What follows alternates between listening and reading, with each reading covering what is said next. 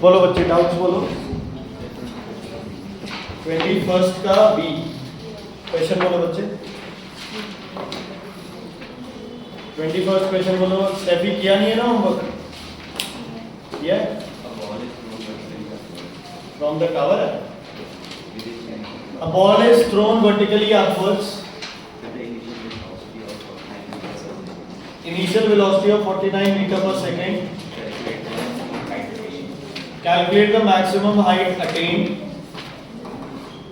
Time taken to reach the ground again. मूल इसमें क्या दिक्कत आई? टाइम डबल भी गलत आ रहा है। डबल नहीं किया। 49 ऊपर है ना, तो क्या होगा?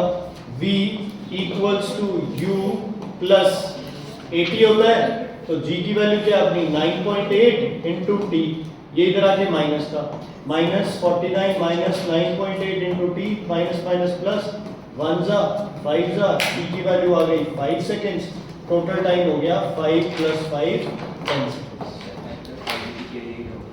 ऊपर जाके वापस आएंगे ना, time taken to come back to the ground है ना, ठीक है? हाँ जी, और बताइए। 12th बोलो।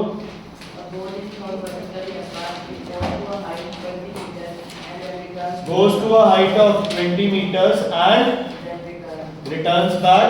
रिटर्न भी कितनी हाइट से करेगी? 20 मीटर्स। हाँ जी। ऊपर जाएगी तो 10 मीटर पर सेकंड स्क्वायर, नीचे आएगी तो बच्चे 10 मीटर पर सेकंड स्क्वायर प्लस में। v वैल्यू यहाँ 0 है, u की वैल्यू हमें पता नहीं, यहाँ u क्या होगा? 0, v की वैल्यू हमें पता नहीं। हाँ जी बच्चे। Final velocity of the ball formula क्या लगेगा? v square equals to u square plus 2gh। ठीक है? डाउट तू पूछ रहा है, देख तो सही। हाइट का तो t है ही नहीं ना।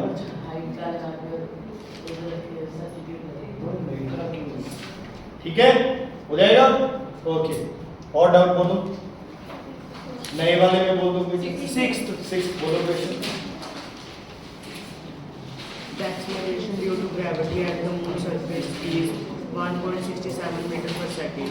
If the radius of moon is 1.74 into 106 meter, find into 106 sir power है। The power is 6. 10 raised to power 6 है। सर हाफ में मिसप्रिंट है। हाँ जी।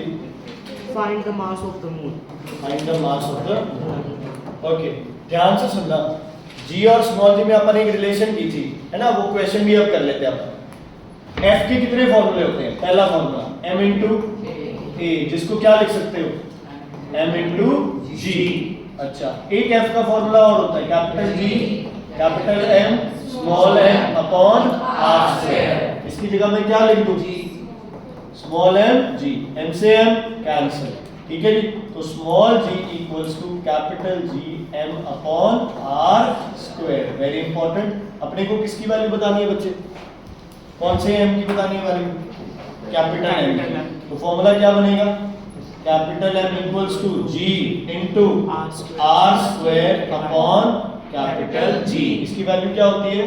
6.67 into 10 raised to power minus 11 newton metre square पर केजी स्क्वायर। मन करेगा किसको tick करे? Newton KG square. KG square को नहीं, किसको? Newton metre square. ठीक है बच्चे, क्लियर है? हो जाएगा क्वेश्चन। हाँ जी। 10th बोलो question. Calculate the gravitational force between the earth and the body of mass 1 kg. Earth and body of mass 1 kg upon radius of earth given नहीं है। किसकी वैल्यू? जी की गिवन है, मास की नहीं गिवन है दोनों। बस फिर 9.8 न्यूटन आ गए। 6.7 दिया है कैपिटल जी इनटू 10⁻11 नहीं किया? 6.67।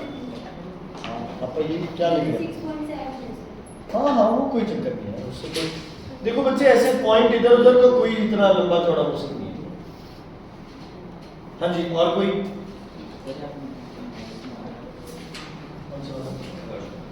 कोई बात नहीं, माइनस में आने तो बता दो, मोमेंटम कम हो जाएगा। ठीक है, किसका? 8 था। बोलो 8। फिर तुम्हारा आंसर सही होगा, सबका ही गलत आ रहा है। क्या आ रहा है आंसर? 78.4। बस ठीक है। कई बार वो जी की वैल्यू 9.8 या 10 ले लेते हैं ना, उससे फर्क पड़ जाता है। हाँ जी, और कोई डाउट? नहीं, एमसीक्यूज निकालो यार, कल वाले थोड़े से।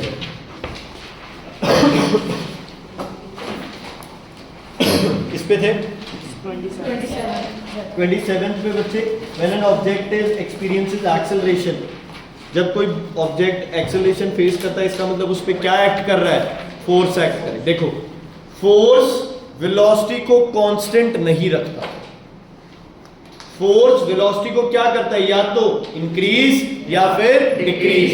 मतलब फोर्स की वजह से या तो होगा एक्सेलरेशन या होगा रिटार्डेशन। अगर वेलोसिटी कांस्टेंट है तो फोर्स नहीं चाहिए। क्या होता है कांस्टेंट वेलोसिटी वाली टर्म को? क्या बोलते हो? क्या बोलते हो? कांस्टेंट वेलोसिटी वाली टर्म को क्या बोलते हैं? क्या बोलते हैं? कांस्टेंट रहता है कोई चीज बॉडी में, उसे क्या बोलते हैं? कोई चीज बॉडी में कांस्टेंट रहती है, बॉडी जैसा है वैसा रहती है, क्या बोलते हैं? इनर्शिया। क्या बोलते हैं उसे? अगर बॉडी सेम वेलोसिटी से चल रही है, it is inertia of motion. Body खड़ी है, खड़ी रह गई, it is inertia of rest. Is it clear? ध्यान रखना है बच्चे, ये गड़बड़ नहीं करनी है। अच्छा, आपको क्या गिवन है? वेट। क्या निकालना है? मास। वेट का फॉर्मूला क्या होता है आश्वी? वेट का फॉर्मूला क्या होता है?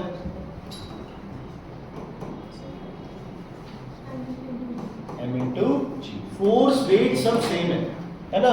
तो मास निकल जाएगा यहाँ से 49 को 9.8 से डिवाइड कर। ठीक है, ऐसे ही अगले दोनों क्वेश्चंस आपके कंप्लीट हो जाएंगे। अच्छा, इसको एक बार सर्कल कर लो। If earth stops rotating the value of g, थोड़ी सी बढ़ती है जी की वैल्यू बच्चे, बट ये डिटेलिंग में कराना पड़ेगा यार, अभी अपने पास है नहीं इतना टाइम। एक बार इसको इंक्रीज कर लो बस। ठीक है, मैं बता दूंगा तुम्हें सेंट्रीपिटल फोर्स का क्या कंसेप्ट होता है। ठीक है, एक्चुअली बच्चे जब कोई चीज रोटेट करती है ना, है ना, तो वो अपने अंदर के ऑब्जेक्ट्स को कहाँ फेंकने की कोशिश करती है? बाहर, है ना। इसका मतलब अंदर की तरफ फोर्स क्या होगी? थोड़ी सी कम। इसको थोड़ा सा ऐसे याद कर लेते हैं ना। लेकिन अगर मोशन थोड़ा सा क्या हो जाए? स्लो हो जाए। मोशन क्या हो जाए? थोड़ा स्लो, तो कौन सी फोर्स ज्यादा हो जाएगी? अंदर की तरफ खींच रहे, इसलिए वो जी की वैल्यू इंक्रीज करे। ठीक है बच्चे, क्लियर है? कोई प्रॉब्लम, कोई डाउट है तो बताइए। नहीं है? चलो थोड़े बहुत कोई एक्सरसाइज के क्वेश्चन बीच बीच में से कर ले डिस्कस। चलो, वेरी गुड। कौन है ये बच्चा? ये तो होमवर्क था भाई, यही तो दिए थे हॉलीडे में ये काम करने के लिए। Right Newton's law of gravitation. हाँ जी, directly proportional to the product of two masses inversely proportional to the square of distance between them, है ना। ये अपने नोट्स में भी लिखा हुआ है। ग्रेविटेशनल फोर्स अट्रैक्टिव होती है, repulsive? Attractive. What is direction of gravitational force between two bodies? Towards each other. Define gravitational constant. G constant capital होता है टू पावर। ठीक है, अगर आप नंबर 80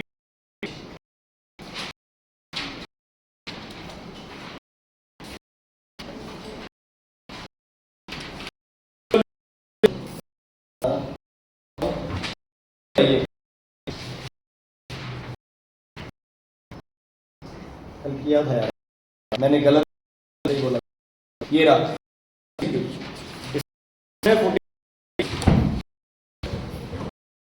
इक्वल्स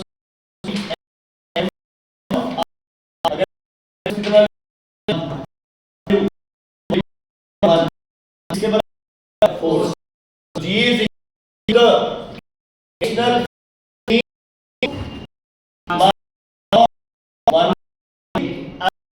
डिस्टेंस 1 डिस्टेंस तो 40 हो गया, clear, okay. G depend, no, क्या है यूनिवर्सल मास, इसमें किसी ये क्या same importance of law of gravity of H around Y one gravity force is the traction on a body on the earth's surface, है ना? डायरेक्शन किधर होता है? towards the center of the earth. What is the acceleration due to gravity? Increase in velocity of the body due to gravitational force. Due to gravitational force.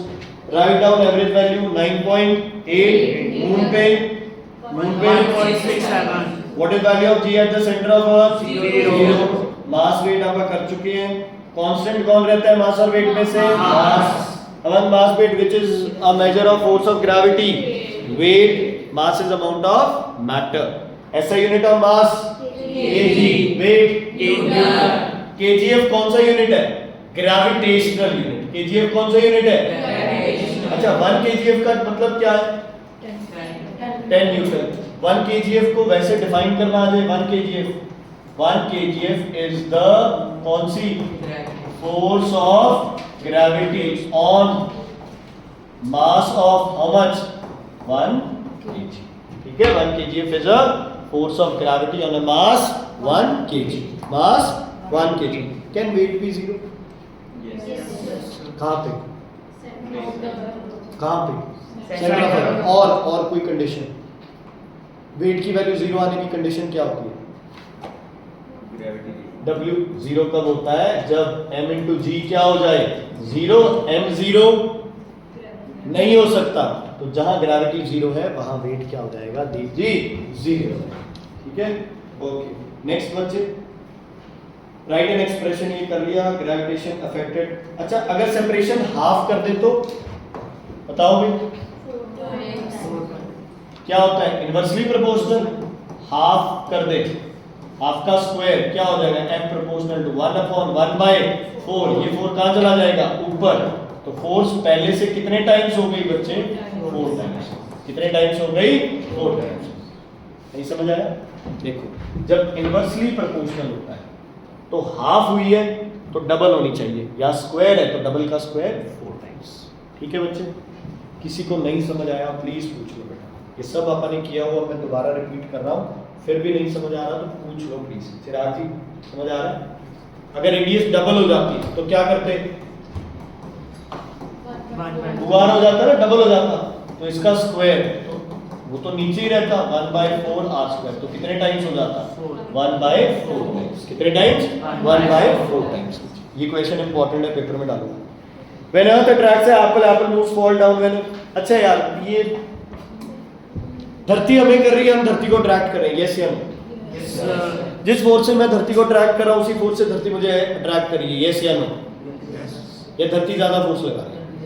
नहीं, दोनों की forces क्या है? सेम। अब reaction is equal and opposite. Done, done है ना? चलो, धरती क्यों नहीं आ रही है? मैं क्यों जा रहा हूं? मास ज्यादा है। मास ज्यादा है तो क्या ज्यादा है? ये मरेगा मेरे हाथ में। क्या ज्यादा है? इनर्शिया। क्या ज्यादा है? धरती का क्या ज्यादा है?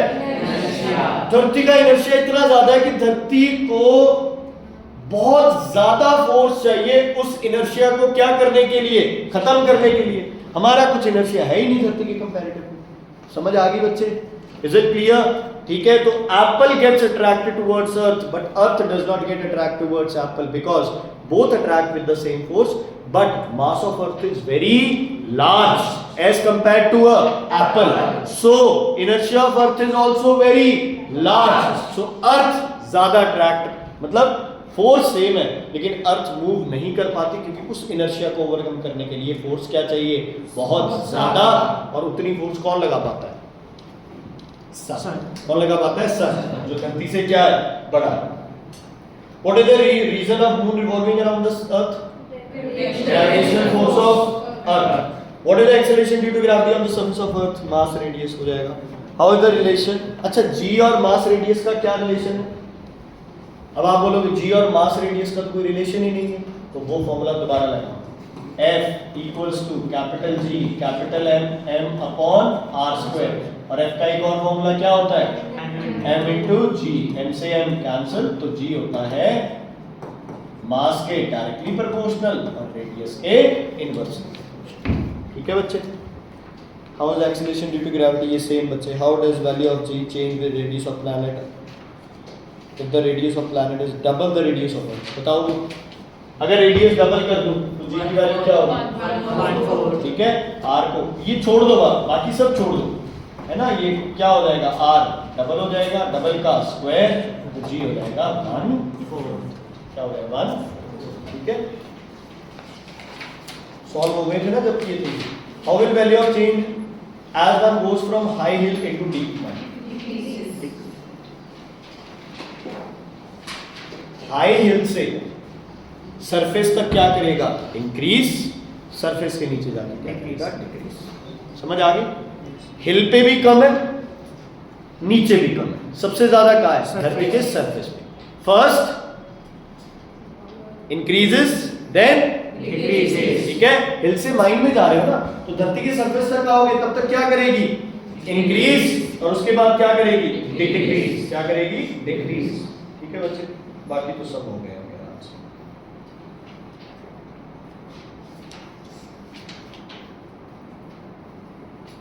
Velocity of a body thrown, ऐसे आप बताओ, velocity of a body thrown vertically upwards, final velocity क्या होती है बॉडी की? Maximum 0।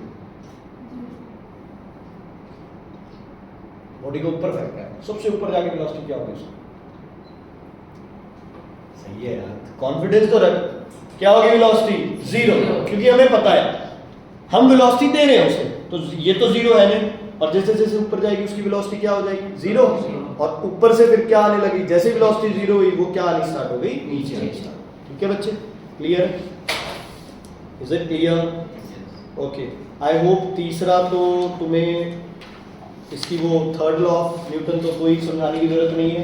Every action is equal and opposite reaction. ठीक है, शायद इसका टेस्ट आप कल ही रख ले, तो छुट्टियां है यार, तैयारी कर लो। दो तोड़ के करते हैं उसे, चलो देखते हैं। हाँ जी, every action is equal and opposite reaction. Every action is equal and opposite reaction. Every action is equal and opposite reaction. Who said this? Newton third law. तो इस पे क्वेश्चन आएंगे, आपको एक्शन और रिएक्शन बताना होगा, है ना। ठीक है, इज इट क्लियर? समझ आ गई? चलो मैं एक सिंपल सा एग्जांपल देता हूँ तुम्हें। मैं थोड़े दिन पहले 12 तारीख को, मुझे ऐसे था कि मैं मैसेज डालूंगा, बच्चों ट्यूशन लगेगी, तुम कहोगे सर छुट्टी कर दो, 3 दिन आराम से घर पे रेस्ट करेंगे, बट एनीवेज नलायक थे आप लोग। ओके सर, मैं गया था बच्चे एक वाटर पार्क में, ठीक है, स्लाइड ले रहा था वहाँ से, वो एक रबर का मैट लेके स्लाइड लेते ना, बिल्कुल जब स्लाइड के लास्ट वाला पॉइंट था, जब मैं मैक्सिमम स्पीड पे था, वो बाय चांस स्लाइड एक तरह से शोशेबाजी है, मैंने सोचा, मैंने कहा ऐसे मोड़ के देखते हैं, क्या पता मुड़ जाए। मैंने थोड़ी सी मोड़ी, वो मैं पलट के स्लाइड के ऊपर गिरा, और यहाँ से मेरी शर्ट जल गई, टी शर्ट जल गई, और यहाँ से स्किन भी जल गई। वो क्यों रही है बेटा? होता रहता है। हाँ जी, ऐसा क्यों है? कौन सी फोर्स है ये? कौन सी फोर्स है ये? फ्रिक्शन फोर्स है। जला क्यों? Friction produces heat, contact